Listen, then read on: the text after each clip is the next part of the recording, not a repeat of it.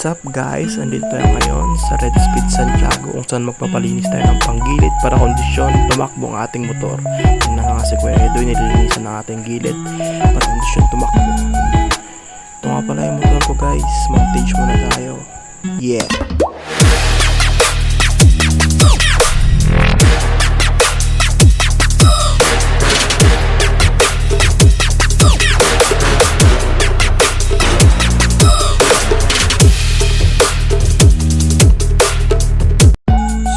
Guys, after natin magpalinis ng panggilid ay uuwi na tayo para magpahinga kasi maaga tayong gigising bukas kasi ang tatakbuhin natin ay Aurora Baler Balican.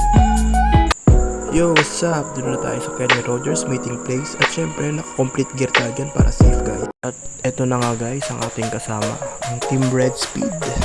Dito kami naghihintay pa ng aming mga kasama pa. At ayun na nga guys, mandar na rin kami at ako ang nauuna dyan guys kasi nasa likod ko sila. Nakarating na rin tayo dito sa Aglipay, Quirino Province papunta ng Mandela. Ayun, nakaandito namin sa Mandela at nagpapahinga at hinihintay namin ang iba naming kasama para magtuloy sa aming biyahe. Yan guys, nagbibiyahe na naman kami nito.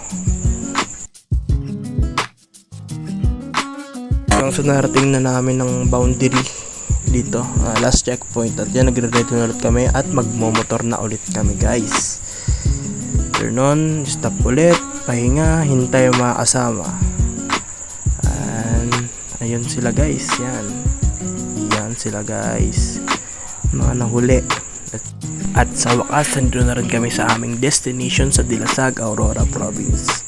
Talaga naman nakakawala ang pagod dahil sa magandang view na dala nitong beach na to guys. Dito kami nagpapahinga, nagkukwentuhan at ito naman ang beach dito, napakaganda talaga. Pahinga kami saglit, prepare ulit motor dahil napagplanuhan na pupunta kami sa Baler. And guys, yan papunta ng Baler yan guys. Talaga namang napakaganda, nakakawala ng pagod. At ito na naman kami, mga motor namin, flex ulit guys. Yan. Siyempre, konting picture hanggang sa nakarating na kami sa kilalang Black Beach sa Baler, Aurora Province. Talaga namang tourist destination to guys at sana makapunta kayo. Tapos dito kami kumain sa Picnic Bay. Eat all you can yan guys for only 230 pesos. Konting tambay, kwentuhan, kulitan. Tapos nagpaalam na sa Baler, gear up at uwi na guys. Yun lang guys, salamat.